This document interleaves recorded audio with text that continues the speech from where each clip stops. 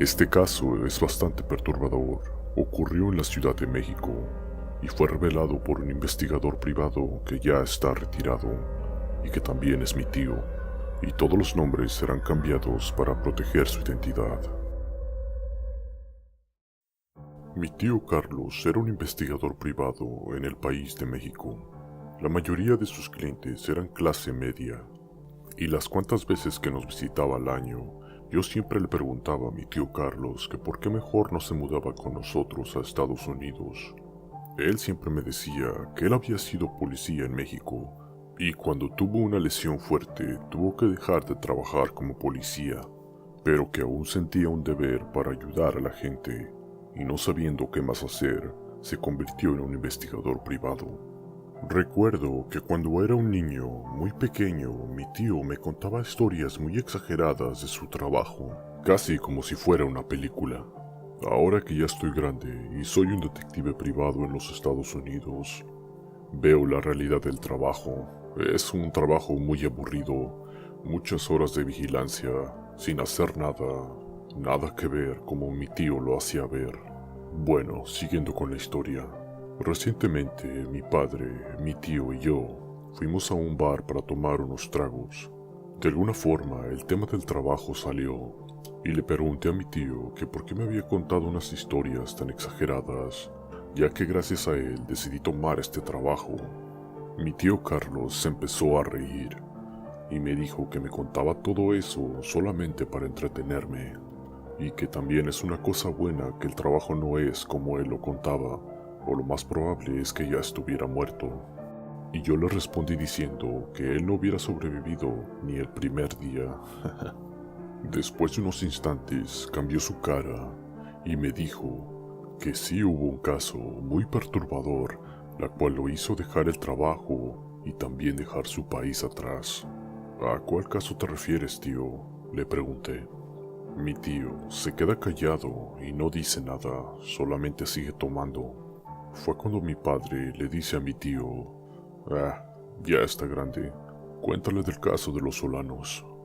Mi tío se le queda viendo a mi padre y le dice: no estoy muy seguro, mientras menos gente sepa sobre todo esto, es mejor. Mi padre le dice: ya pasaron muchos años, Carlos, y ni siquiera estamos en ese país. Mi tío le responde: bueno, si tú insistes. El caso de los Solanos ocurrió en el 2006. Ya tenía mucho tiempo trabajando como investigador privado y tenía muy buena reputación.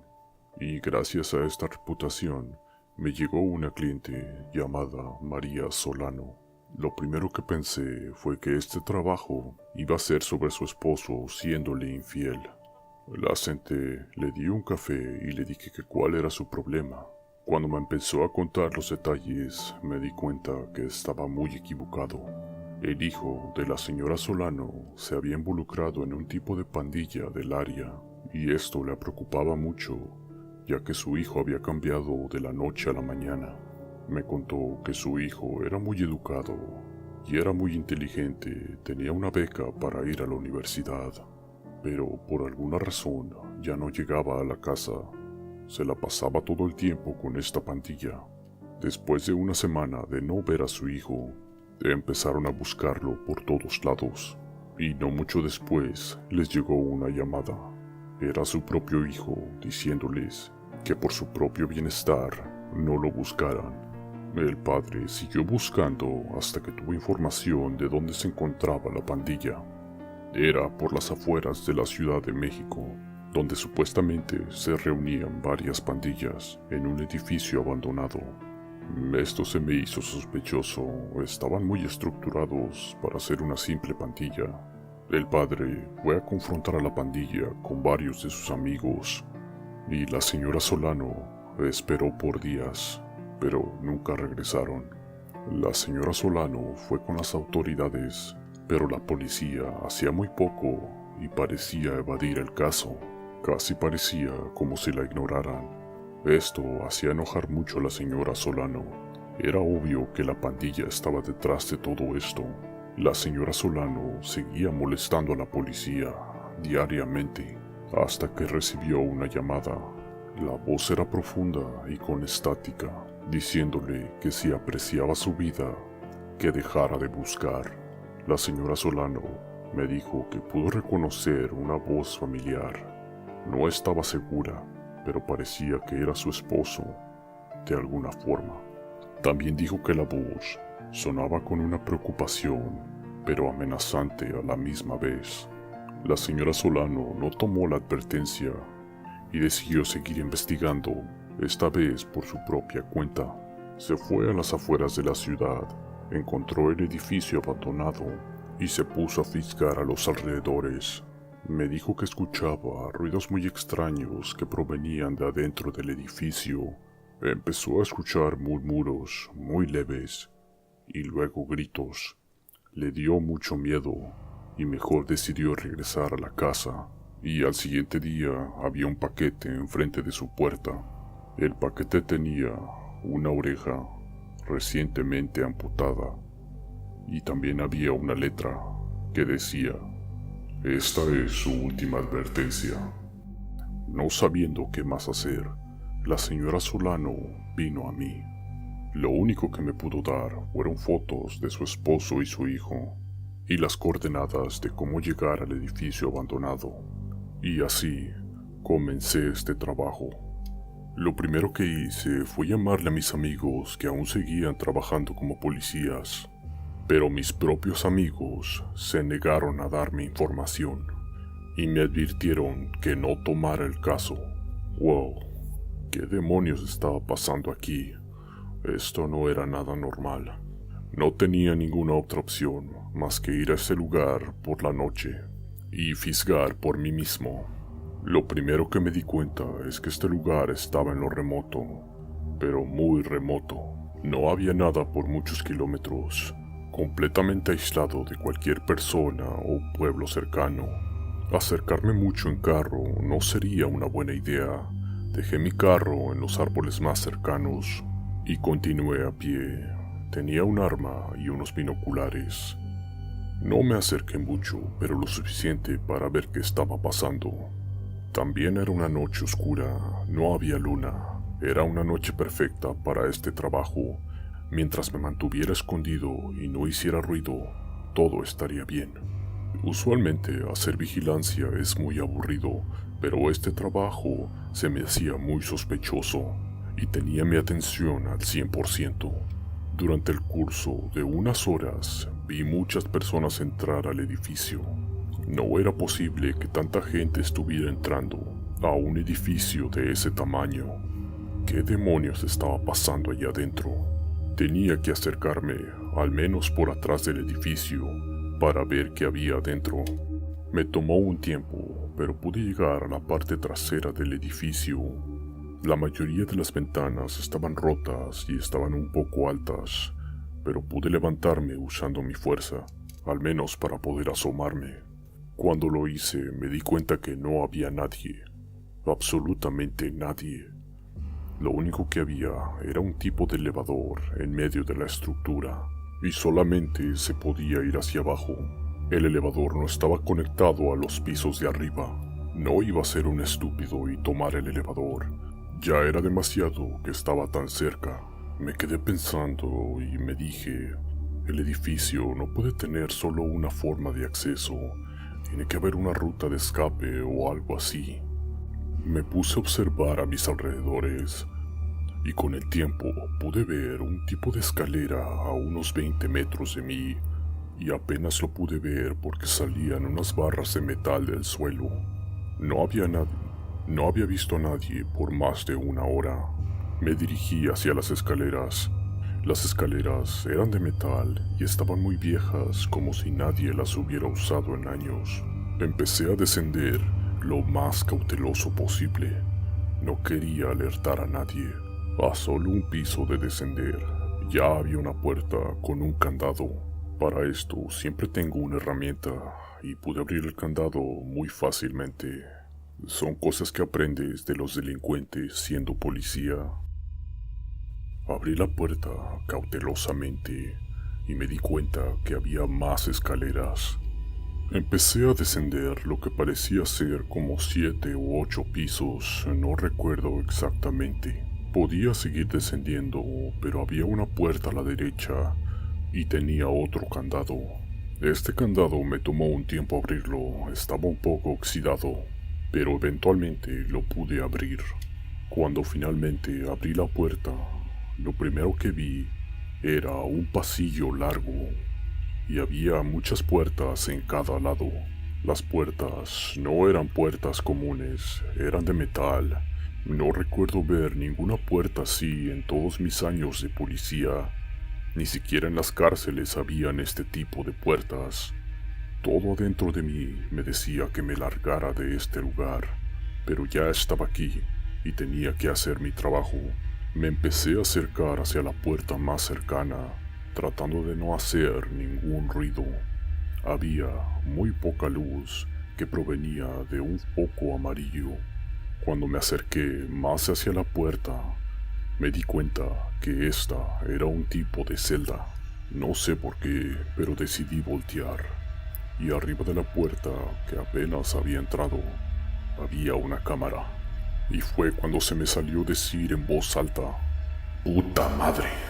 Lo que sea que estaba dentro de estas celdas me escucharon, porque empezaron a hacer unos ruidos muy perturbadores. Parecía como si estuvieran gritando, pero no tenían lengua. Era un sonido que no quiero recordar.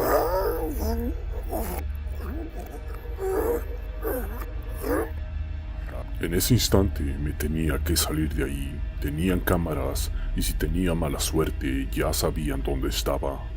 Empecé a correr y subí las escaleras lo más rápido posible. Cuando llegué hasta arriba, pude escuchar lo que parecía el elevador. Mierda, lo más probable es que ya sabían que estaba aquí.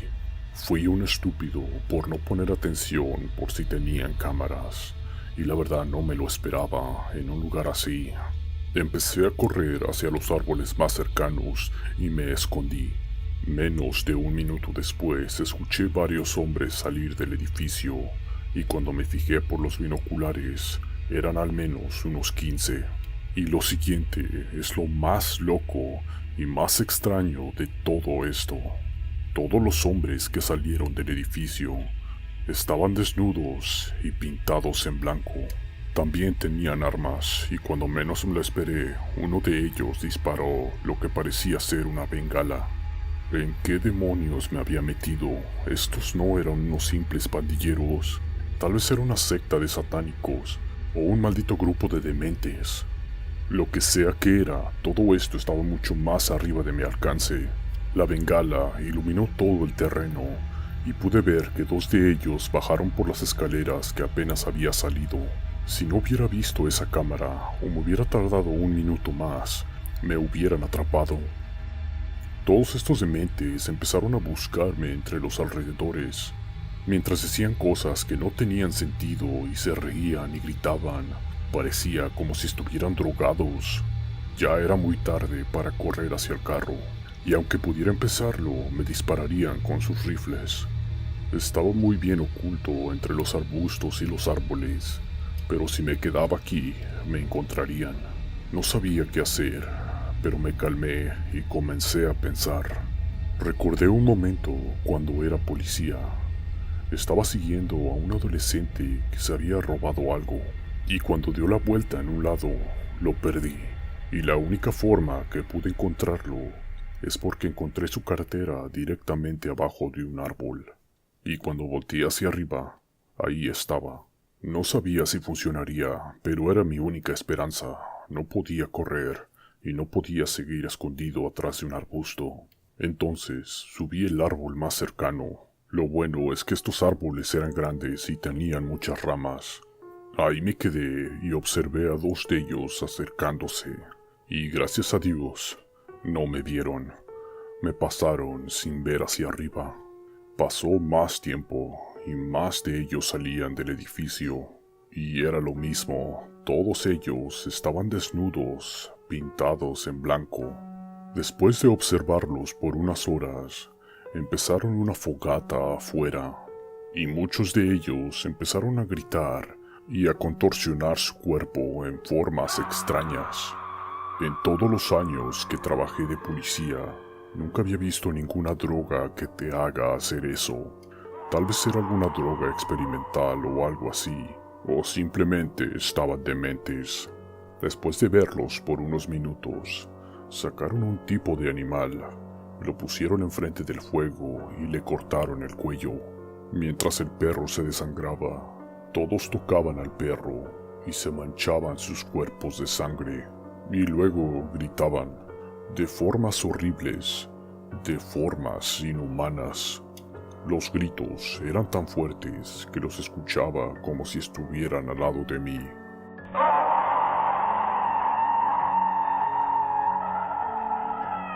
No entendía por qué las autoridades estaban ignorando a estos monstruos fanáticos.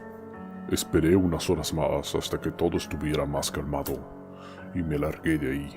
El carro ya lo habían descubierto, tenía las llantas ponchadas y los vidrios rotos. Entonces tenía que caminar hacia la ciudad, todo el tiempo volteando cada 30 segundos. Cuando llegué a la ciudad, tomé un taxi y me fui a mi apartamento. Para mi asombro, alguien ya había estado aquí. Parecía como si alguien estuvo buscando entre mis cosas.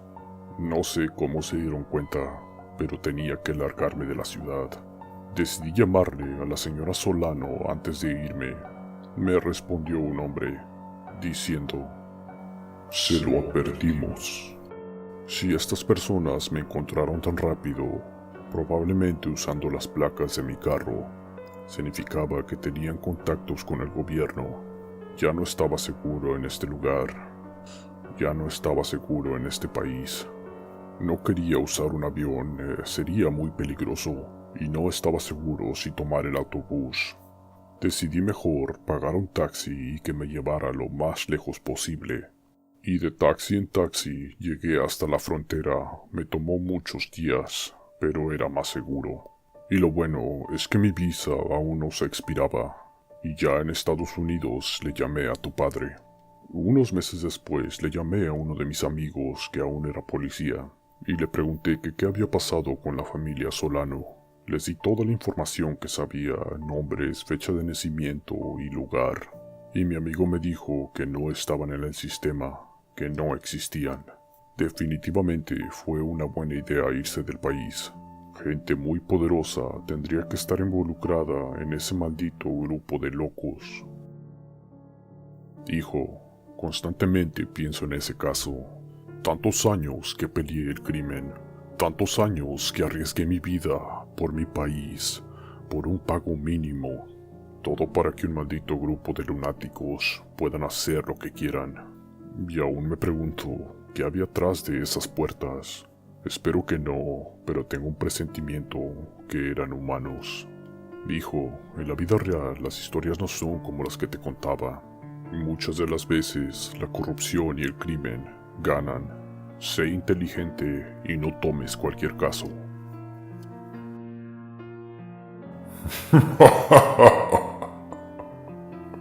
Suscríbete.